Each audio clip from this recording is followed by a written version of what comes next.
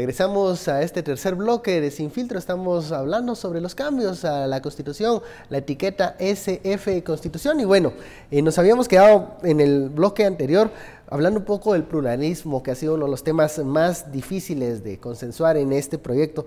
Pero hay voces que en un primer punto apoyan la reforma, pero que luego vemos que están queriendo entramparnos. ¿Qué intereses realmente está tocando la reforma constitucional cuando se habla de cambiar el modelo de la carrera judicial, por ejemplo, que es algo que no se habla mucho? Cuando se habla de modificar el antejuicio para que se pueda iniciar una investigación preliminar a un funcionario antes de hacer la solicitud formal. ¿A qué intereses está tocando esta reforma y por qué la oposición, no tan frontal como algunos, sino más, digamos, diplomática o bajo la mesa? Andrea. Nosotros tenemos un hashtag para esa oposición tan férrea que ha habido, abierta y también solapada, podemos decir, la soberana impunidad, ¿verdad? Aquellos que se han servido del sistema de justicia para poder lograr sus intereses propios económicos y intereses políticos. Gente que según se vio en la última comisión de comisiones de postulación, se develaron que las estructuras estaban detrás de la selección de jueces y de magistrados, sobre todo de magistrados de sala de apelaciones. Fíjate, ven que uno de los frontales es Linares Beltranena, ¿no? Sí. De los pocos frontales. Porque otros dicen apoyar y luego pues no sabemos cuál es la postura real. Este tema que está tocando Andrea, la reforma constitucional, si la podemos citar, la podemos resumir para que la población la entienda en grandes rasgos, podríamos hablar de una primera parte vinculada con el antejuicio, una segunda parte vinculada con el pluralismo jurídico, una tercera parte vinculada con la reforma al sector justicia, que toca. Para mí lo más importante, el corazón de la reforma, es la modificación del organismo judicial y la carrera judicial. Hasta el día de hoy, los magistrados de las Cortes de Apelaciones se eligen, y de la Corte Suprema de Justicia, se eligen por el Congreso de la República. Entonces, en este proceso, con las comisiones de postulación, se crearon ciertos nichos de poder. Se crearon ciertos grupos, operadores políticos que se fueron a enquistar en la Universidad de San Carlos, en el Colegio de Abogados, algunos manejados por los partidos políticos y unos directamente por el crimen organizado. Y estos grupos lo que se encargaban era de negociar con los candidatos a magistrados de apelaciones, de negociar con los candidatos a magistrados de la Corte Suprema de Justicia, con los candidatos a fiscal general y los candidatos a procurador. Pero ellos no, o sea, estas personas que tienen estos intereses en estos grupos no salen a dar la cara y decir que no están de acuerdo con las reformas constitucionales y no lo van a hacer. ¿Por qué? Bueno, ya vemos algunos que sí lo están haciendo. Por ejemplo, cuando estamos hablando de perder poder, a mí no me cabe la menor duda, como lo decía Andrea, que Linares Beltranena es una de las personas que está defendiendo esos grupos, esos espacios de poder. Lo mismo podemos ver con los partidos que representan a lo que se le ha llamado la vieja política. Esta Corte Suprema de Justicia fue integrada de alguna forma por el Pacto de la Impunidad. Entonces, ¿dónde están ahora los diputados que en su momento llevaron a esos magistrados a la Corte Suprema de Justicia? Están enquistados en FCN. ¿Y a qué está jugando FCN? No lo hace veladamente, pero la vez pasada se desmarcaron para que no hubiera segundo debate. Y me temo que el lunes no va a haber 105 diputados. No va a haber 105. Andrea, en tu experiencia tuviste un rifirrafe con Linares Beltranena, ¿no?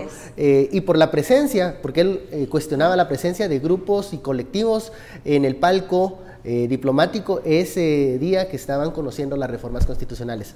¿Qué dices tú en tu defensa de por qué es necesario estar allí viendo la aprobación o viendo el trabajo de los diputados? Para empezar, tener en cuenta que los diputados son representantes de la población y ellos están ahí para seguir lo que al pueblo le convenga y lo que el pueblo le exige.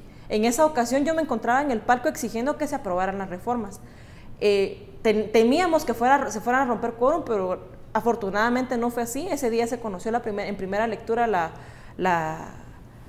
reforma y haciendo uso de nuestra libertad de expresión tenemos el derecho también de hacer, siempre y cuando no rebasemos los límites del respeto y de la dignidad de la otra persona, podemos exigir lo que querramos para poder hacer presión en el Pleno del Congreso. ¿Se van a presentar el lunes a ver esta seguramente nosotros vamos a estar ahí, todavía no hay una cosa muy consensuada, bueno, mejor dicho, quién pueda llegar.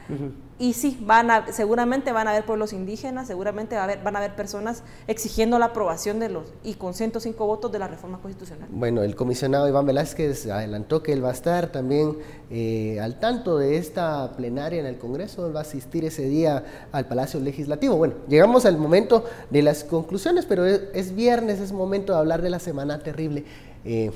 A los invitados, ¿quién cree que esta semana pasó el momento más difícil o que no tuvo buenas noticias durante estos últimos 5 días? ¿Fernando? Yo creo que empiece Andrea, porque tiene uno buenísimo. Andrea. Para mí es Ricardo Méndez Ruiz. Esta semana le rechazaron una querella espuria que presentó en contra del comisionado Iván Velázquez, que a todas luces era antijurídica, no tenía un fundamento. No tenía pies ni cabeza. Ajá. Don Ricardo Méndez Ruiz. ¿Qué dice Fernando? Mira, yo veo tres cosas importantes, pero para no dejar de hacer mención, creo que es un buen momento para reconocer que está teniendo una semana fatal o ha estado teniendo un tiempo fatal la impunidad, y esto puede quedar bastante levantado con el informe presentado ayer por CICIG.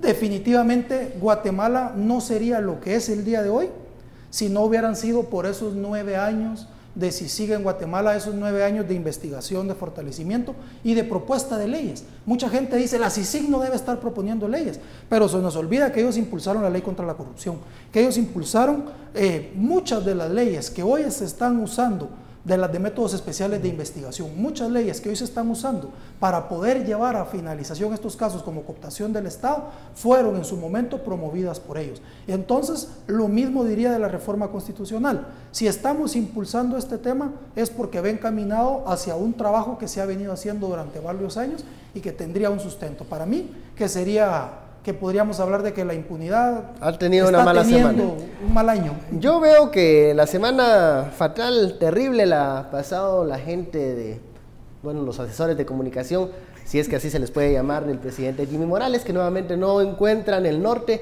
de cómo relacionarse con la prensa y han decidido expulsar a los periodistas, a los colegas de Casa Presidencial, con unas excusas que no van para el caso. Ustedes ya las han escuchado en las emisiones del noticiero, y creo que esos asesores sí tuvieron una semana terrible. Muchísimas gracias, Fernando, Andrea, por este análisis, esta conversación. A usted muchísimas gracias por su preferencia. Esto fue Sin Filtro. Feliz noche, nos vemos el lunes.